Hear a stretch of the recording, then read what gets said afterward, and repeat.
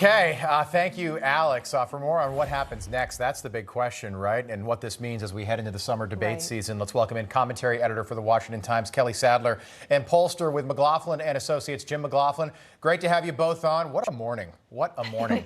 Kelly, we'll start with you. So DeSantis made it official. Audio only. Last night, he's down 30-plus points in basically every poll we've got right now. In the old days, I think you'd say, look, DeSantis is absolutely cooked, and so is every other Republican candidate. But Trump kind of broke the mold in 2016. Can these other candidates, DeSantis included, make up that ground?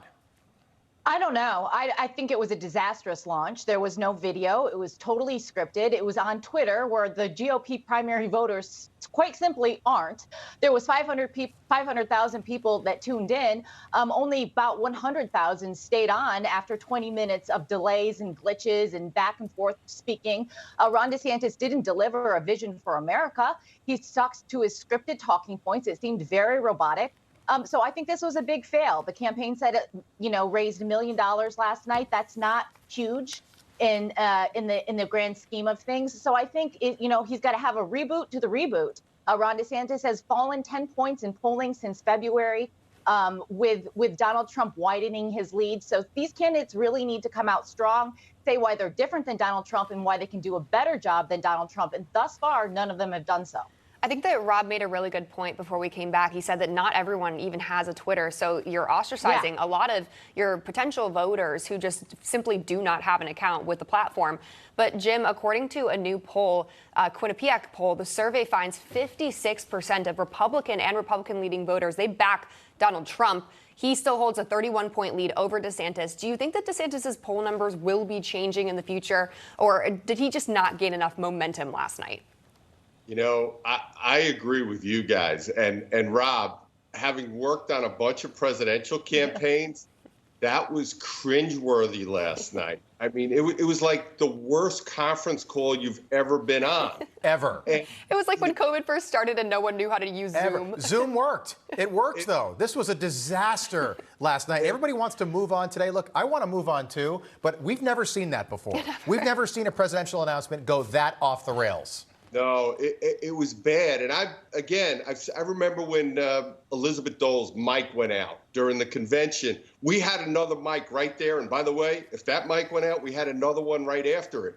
So I can't believe they didn't test and retest this. And the other thing is, if you're Ron DeSantis, you're being, criticized for not being a people person, not having the kind of support that Donald Trump does behind you. You want people there. You want the shot. You want the visual. But to go back to the Quinnipiac poll, the interesting, probably something people haven't picked up on right now is Donald Trump in a multi-candidate field is getting a higher percentage of the vote in his primary than Joe Biden is getting in his primary right now.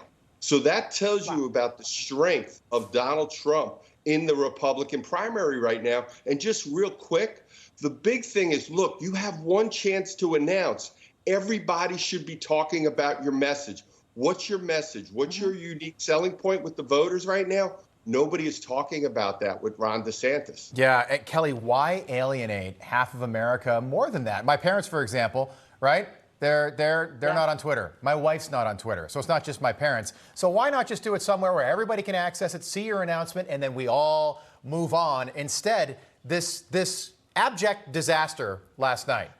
Well, I think he was going for, he's 44 years old. He's the new generation. He's embracing new technologies. We know that Twitter is predominantly dominated by news journalists, right? It's the elites on each coast and the news media. So he thought he could get a big bump, and the story today would be his vision for America and how he's using these new platforms and moving us forward. But that is not the story today. The story is how Ron DeSantis has pitched himself as a competent leader, how he says that he can be different than Donald Trump in that he's not a disaster and he can govern cleanly and smoothly. And what we saw last night was the complete opposite of that. Donald Trump's launch was at Mar-a-Lago. It was clean. It was smooth. He gave a speech in front of an audience. What we saw last night was the complete opposite of what Ron DeSantis is trying to sell America. Jim, Ron DeSantis made Joe Biden's video, which I thought was pathetic, look like Ben-Hur or something last night. It was that. Thank goodness there wasn't video. How embarrassing would that be if we had the video? We've got the audio